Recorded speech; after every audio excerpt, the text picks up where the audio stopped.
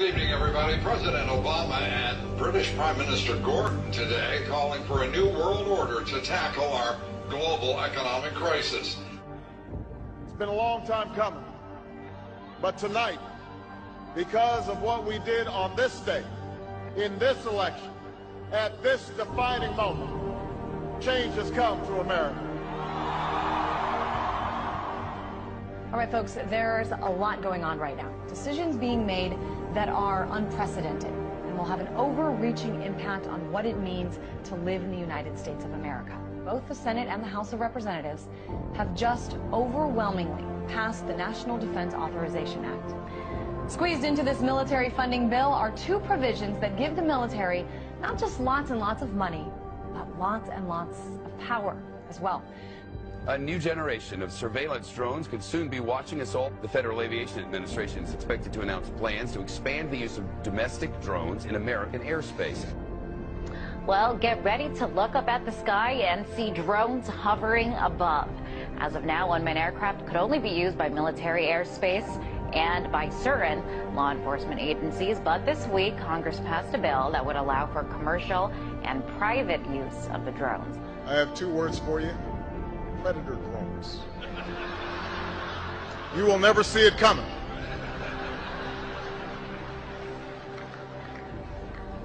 You think I'm joking? We're shopping and dining over Thanksgiving and maybe watching some football games. Big government Republicans and Democrats were busy shredding the last vestiges of the Constitution. Senators John McCain and Carl Levin want to enact a law that would declare the entire United States of America a battlefield for the military. They're talking about inserting the Army into domestic law enforcement. Senator Lindsey Graham, who supports this bill, says, quote, "The homeland is part of the battlefield, and people can be held without trial, whether an American citizen or not." The Department of Homeland Security buying ammunition, now looking to purchase another 21 million rounds of ammunition. This in addition, of course, to the 1.6 billion rounds that Homeland Security has bought in just the past 10 months. Now, to put all of this in perspective, the military used approximately 70 million rounds each year of the Iraq War. 70 million rounds in a war. If you look at what the Department of Homeland Security has been purchasing over the last year, it comes out to like 1.6 billion rounds of ammunition, more than 7,000 fully automatic assault weapons, 2,700 MRAP type vehicles, and now drones. Those are instruments of war. Department of Homeland Security's, who are they going to fight a war against? Something happened.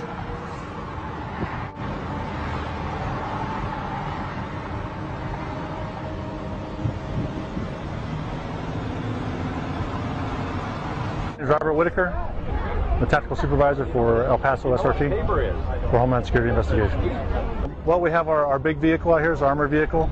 It's an MRAP vehicle. It's mine resistant, ambush protected. That's what it stands for. This is what we use to deliver our team to high-risk warrant services. The affirmative task we have now is to actually create a new world order. Important breaking news out of Boston: a pair of bombings rocked the finish line at the historic Boston Marathon. It was never meant that we would have this gigantic police force from the federal government. I mean, we had martial law up there, FBI and all these agents coming in and closing things down, going to people's houses. Do we close down cities because there's 10 murders over the weekend in Chicago? We don't do that. But here we closed down a whole city, not even allowed to go to a baseball game. I mean, I think it's very, very scary when I look at some of those pictures. The military likes to perform war games, so that's why we're seeing military on the streets practicing. They are actually practicing. The tanks that we see on the streets and the National Guard patrolling neighborhoods and the practices that they're doing with our local police department, this is all in preparation for martial law, so that when they do actually lock down the country, they've got everything secured. But I think what we're starting to see, for anybody who is objective at all, is we're seeing a totalitarian system now unveil itself. And ever since essentially 9/11 happened, it's been more and more of these draconian measures that are leading us right down the road to martial law. Particularly to hear President Obama claim the power to keep people in prison indefinitely with no charges against them, no conviction, no sentence, just imprisonment. It's particularly stunning to hear him make that claim in the middle of a speech that was all about the rule of law. This last week, the U.S. Congress passed a bill which repeals classic comitatus, which means that we have now institutionalized and codified martial law. Right now, the battle against terrorism involves all of us. Everybody in this country is a potential terrorist. We don't even understand freedom anymore. We are a country that is headed towards socialism, totalitarianism, beyond your wildest imagination. I have to tell you, I'm doing a story tonight that I wanted to debunk these FEMA camps. I'm tired of hearing, you know about them? Sure. I'm tired of hearing them. I wanted to debunk them. Well, we've now for several days done research on them. I can't debunk them. I don't know anything about them. It is our government. If you trust our government, it's fine. If you have any kind of fear that we might be headed towards a totalitarian state, look out, buckle up. There's something going on in our country that is ain't good. And they find a little red dot or a little blue dot on their mailbox, and they wonder what the little red dot and blue dot is. Well, it's marking your mailbox by the government, so when foreign troops come in here on us after martial law, but if you have a blue dot, they take you to the FEMA camps being built by Halliburton right now to house 50 million Americans. They're building enough concentration camps in America by Halliburton. So I'm going to tell all of you, if you have not bought ammunition, if you have not bought guns, go get them now. Go get them now, because you won't be able to get them much longer. Change has come to America. Practice Christianity and you could be court-martialed. That could be the new law of the land for our armed forces, thanks to a proposal by a religious tolerance group that claims Christian evangelists are predators. Is a war on religious liberty within the military, and that the Christianity of service members is now coming under attack by the Obama administration. It's so incredible. Here's a new article by Kurt Nimmo that's got links to Fox News, Denver papers, you name it. The state police have gone public and said, we're in federal training now where they're asking us, will we confiscate guns from Christians? Now, do you understand how even more illegal that is? Behind the scenes, they're training for what can only be called a foreign authoritarian takeover of this country via the federal government and the foreign banks.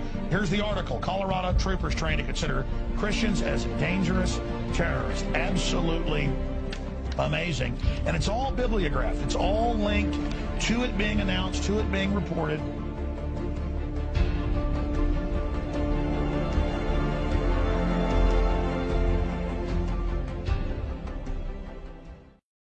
The company has now implanted 2 workers with microchips to monitor their movements, causing some to charge invasion of privacy. The company says it's merely a layer of security beyond key cards and clearance codes. I don't get one of those soon. Well, joining me now is Lance Ulanoff, editor-in-chief of PC Magazine. Lance, this sounds like some freaky science fiction book. Tell us what this is about. These 2 workers have microchips? Right. Well, this is very, very real, and these microchips are about the size of a grain of rice. They get injected into your skin.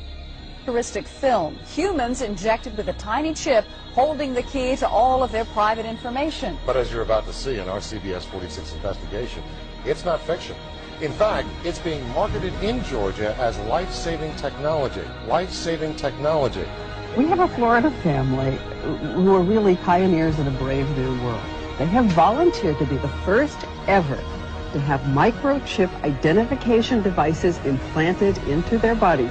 It is the first implantable microchip for humans that has multiple security, financial, and healthcare applications. One thing I would just suggest, I'm just an outside soon-to-be investor. I love this idea, by the way, Scott. I think this... The Northside Independent School District in San Antonio has put tracking chips in the ID badges for more than 4,000 high school students. Well, it looks and sounds like something out of the future, but a new palm scanning device will help Bossier Parish schools keep better track of what children are eating now. The electronic device will be implemented at all Bossier Parish schools.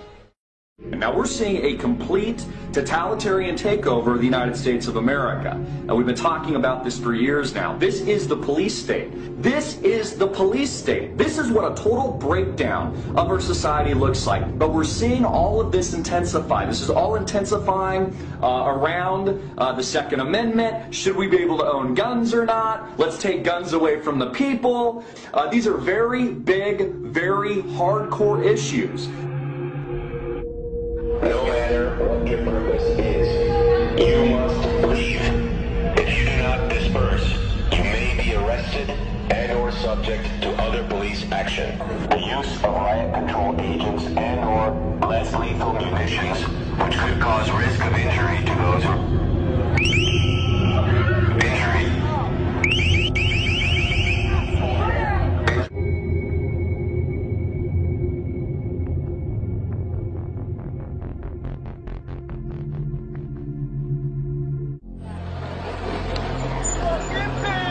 Wall police now moving in.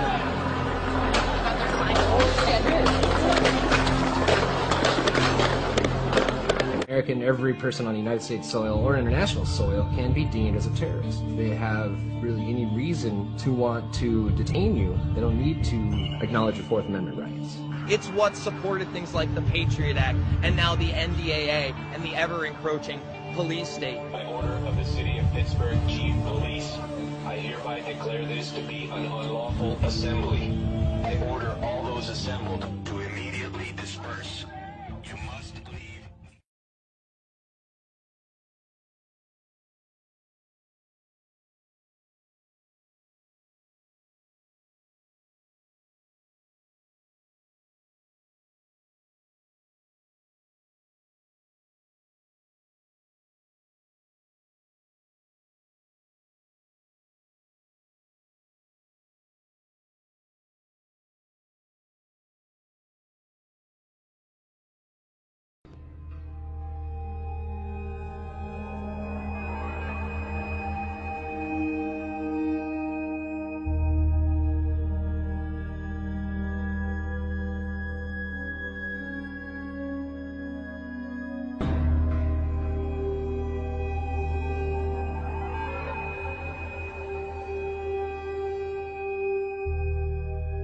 Expected to announce plans to expand the use of domestic drones in American airspace. Well, get ready to look up at the sky and see drones hovering above. As of now, unmanned aircraft could only be used by military airspace and by decisions being made that are unprecedented and will have an overreaching impact on what it means to live in the United States of America. Both the Senate and the House of Representatives have just overwhelmingly passed the National Defense Authorization Act. Because of what we did on this day, in this election, at this defining moment, change has come to America. All right, folks, there's a lot going on right now. Good evening, everybody. President Obama and British Prime Minister Gordon today calling for a new world order to tackle our global economic crisis. It's been a long time coming, but tonight... Squeezed into this military funding bill are two provisions that give the military not just lots and lots of money, but lots and lots of power as well. A new generation of surveillance drones could soon be watching us all. The Federal Aviation Administration's